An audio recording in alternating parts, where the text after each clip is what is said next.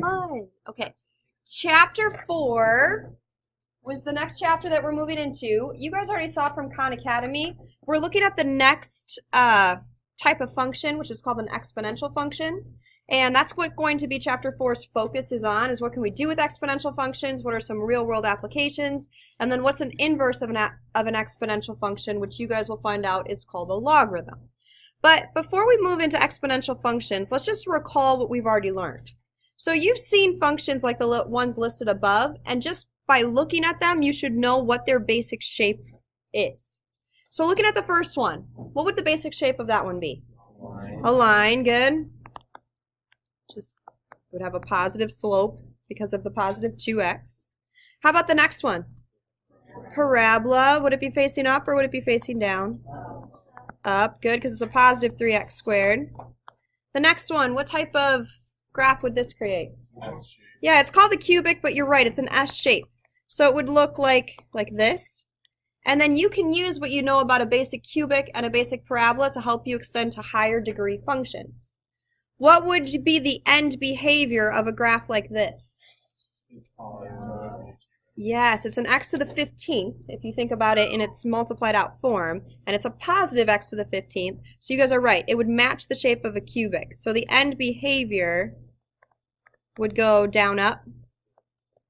And then what would it do at the 0 values? Would it pass through at -4, or would it bounce? Pass through, good, because of the 7. So pass the x-axis, and here this would bounce. Awesome. Okay, so that's kind of where we've been.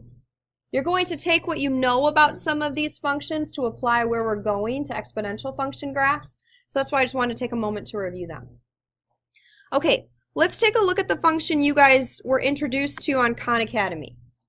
Why is it called an exponential function? Because you have a number being raised to an exponent. Did I say something wrong? No, okay. So sketch the graph of this. It says sketch the graph of this function using what you learned from Khan Academy. Show your sketch in the space to the right and answer the following questions based on the equation and the graph. And when you're doing that, we're going to be answering these 4 questions. Where is the asymptote located? And we'll just start there with number 1. So based off of what you guys learned on Khan Academy, how would we graph a function like this? Yeah, I'm seeing some people's even finger. They like swoop up. What would be the y-intercept? Close.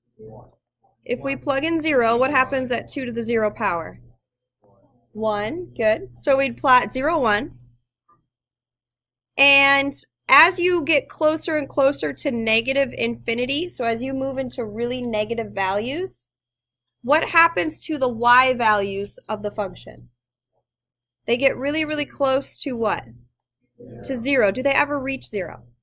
No, awesome. So you could look at it just to give you a reminder of what you've learned. Let's say you plug in -10. Why do they never reach 0? Well, 2 to the -10th power, reviewing what we know about exponents, would just become 1 over 2 to the 10th. So that's just a number that's really, really close to 0. If I did 1 over 2 to the 10th power on my calculator, in fact, I'd probably get something in scientific notation because it just can't compute that low. So yeah, it would be 9.7 times 10 to the -4th, which it should be able to show me, but that would be 0.0097. So as you plug in more and more negative numbers, they get closer to 0 but never reach 0, which will actually lead us to our second question. But then what happens as you move to positive infinity? It increases significantly, right? Exponentially high. So at the value of 1, it becomes 2 to the 1st power, which is just 2. But then at the value of 2, it becomes 2 to the 4th power, 2 squared, which becomes 4. So it starts increasing faster and faster as you go forth, and you guys can see how this goes up exponentially.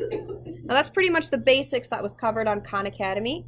So we're going to take a look at, as this graph changes, just what's changed within the function. So let's look at number 2. Can 2 to the x ever equal 0? No. Why can't it never equal 0? What happens at 2 to the 0? Yep, 2 to the 0 is equal to 1, so that won't work. And then what happens as you start plugging in negative values, like 2 to the -infinity?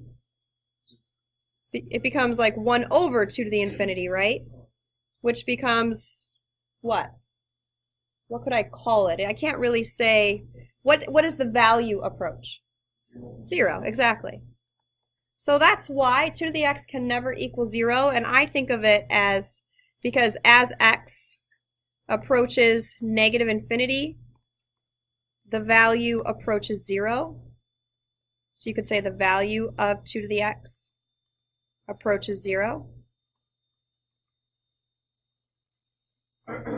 It never gets negative. And number 3, can 2 to the x ever equal a negative number? Well, No, it would just be 1 over again.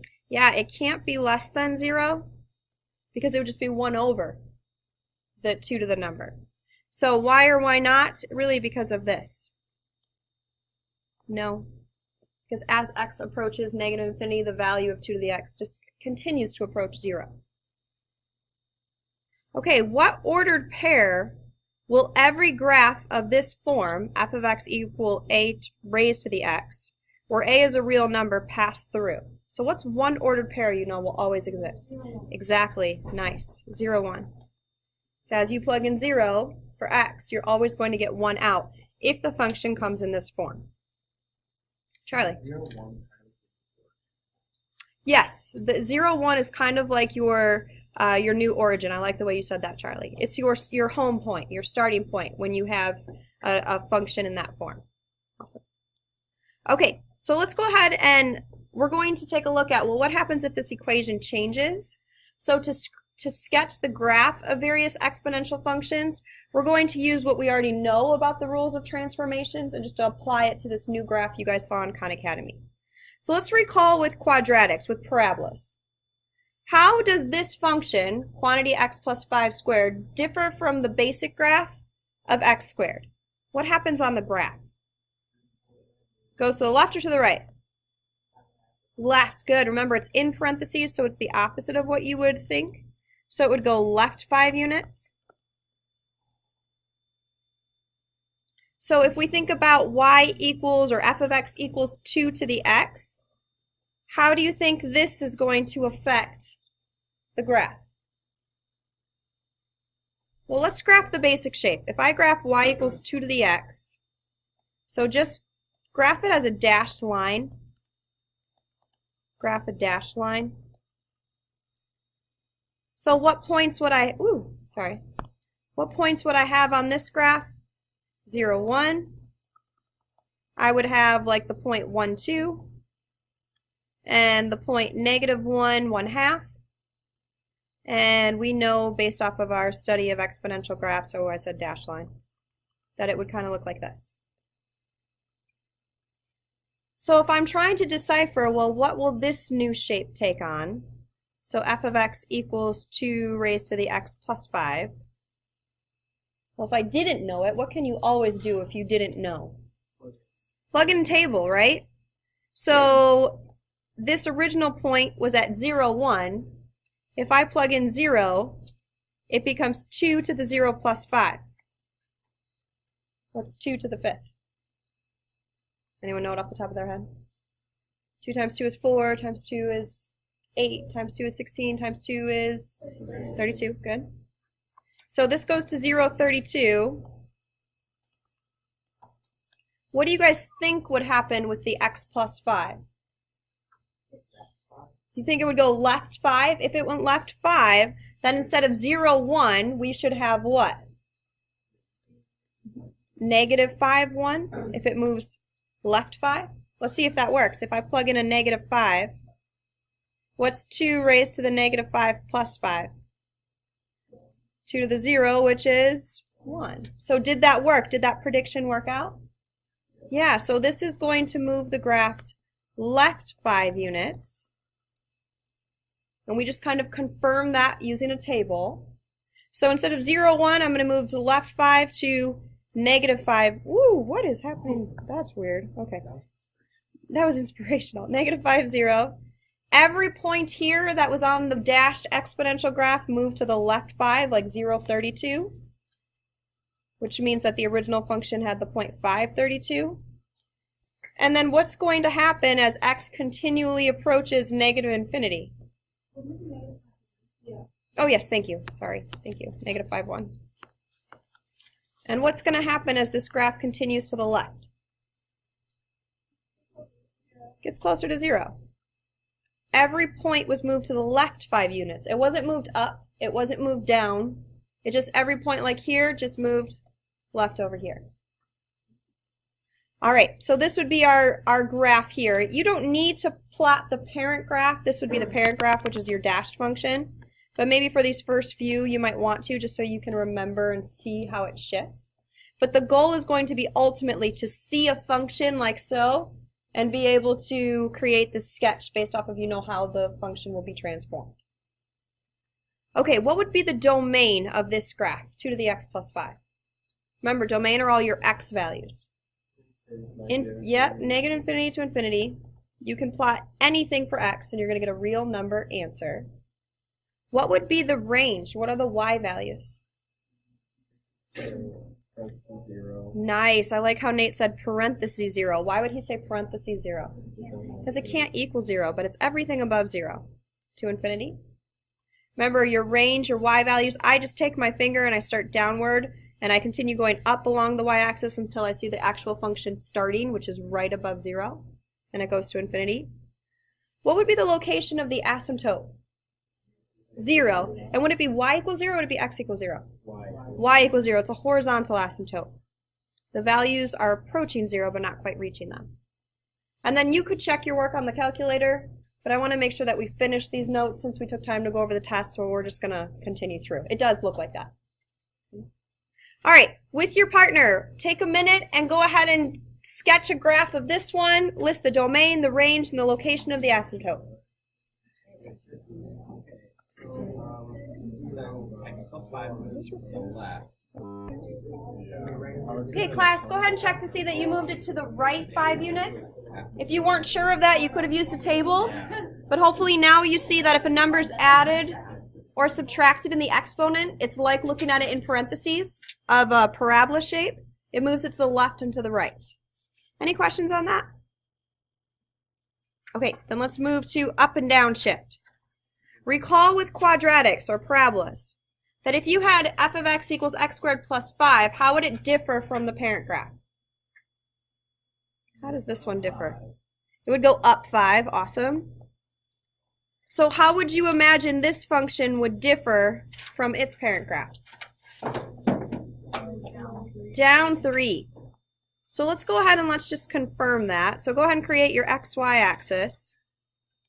If I look at my original graph, which was at 0, 1, and had the value like 1, 2, and 2, 4, and they all approach the values of 0, I would imagine for this graph that it would go down 3. So instead of having 0, 1, what would happen if I plugged in a table? Where does the new point 0, 1 move to? 0, negative 2 if it truly goes down 3. So let's make sure that happens. If I plug in 0, I have 2 to the 0, which is 1, minus 3, which would give me negative 2. So yes, that worked. That point moved down 3. So that means the point 1, 2 moves down 3. So it should now be at the point 1, negative 1. The point 2, 4 moves down 3. So it should be at the point 2, 1. And what's going to happen to all of these numbers that were approaching 0? What are they going to all approach now? Negative 3, exactly. So instead of that becomes the new asymptote as well. Very good. So if we fill in these pieces at the bottom, what's the domain? What are all of the x values that you can plug in? Good. Negative infinity to infinity. What's the range? What are all the y values? Is it going to have a parentheses or a bracket around negative 3? Parentheses. Good. Negative 3 to infinity. And Olivia, you caught this right away. What would be the location of the asymptote? Yeah, y equals negative 3. Because all those values that were approaching 0 are now approaching negative 3. And you could check your work on the calculator, but it should come up to be that. Okay, why don't you take a minute with your partner and complete this example. and then we'll check it. So after you check this, there's two other types of transformations to be aware of. Reflecting around the x-axis and the y-axis. And again, we're going to build our understanding from what we already know. So thinking about this parabola, negative x squared, how does it differ from a basic parent graph shape? Flips upside down, flips over the x-axis, we could say. Yep, flips over the x-axis. So if we were taking a look at the original function, I've given more space here. If I looked at f of x equals 2 to the x, we know that that original point is at 0, 1 and goes straight up. But how would this new function look if there's a negative applied on the outside? Would flip upside down over the x-axis. The other way to look at it is this negative is being applied to all your y coordinates. It's like looking at this as negative 1 times 2 to the x. So all of these original y coordinates, like the y coordinate of 1, is now negative. So it would be like negative 1. So every y coordinate is now underneath the x-axis. And you can see just how it's flipped, like so.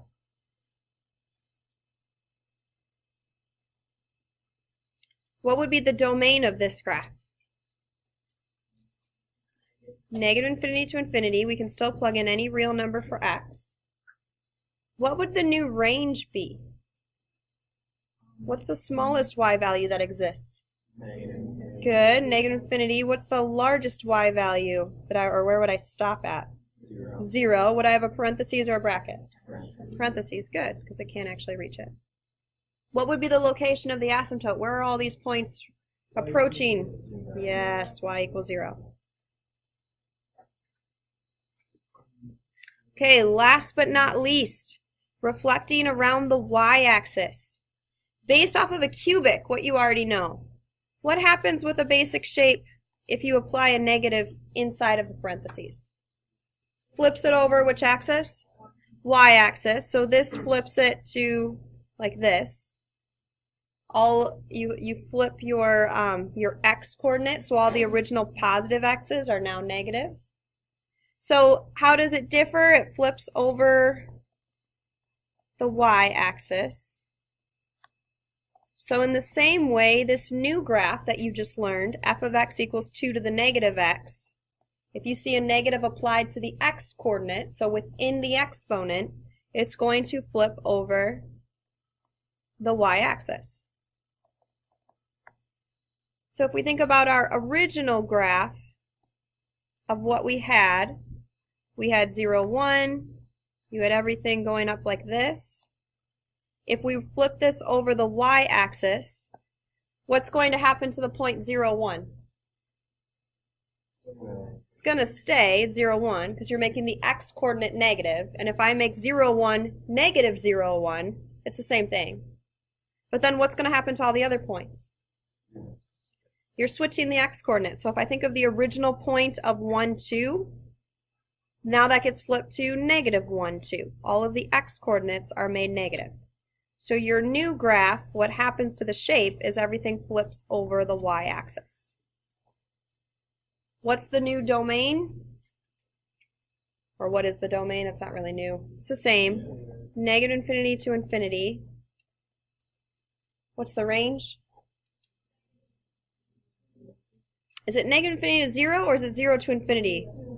0 to infinity. If it was flipped the other way, we would make sure to start with a negative infinity. But here, the smallest y value that we start at is just above 0. And then what would be the location of the asymptote? 0. But be careful, guys. Make sure you say y equals 0, because otherwise we don't know if you're talking about a vertical asymptote or a horizontal asymptote. And it's very important to recognize that there's no vertical asymptote here. Jeremiah? We ever have, are we going to get to the point where there's going to be like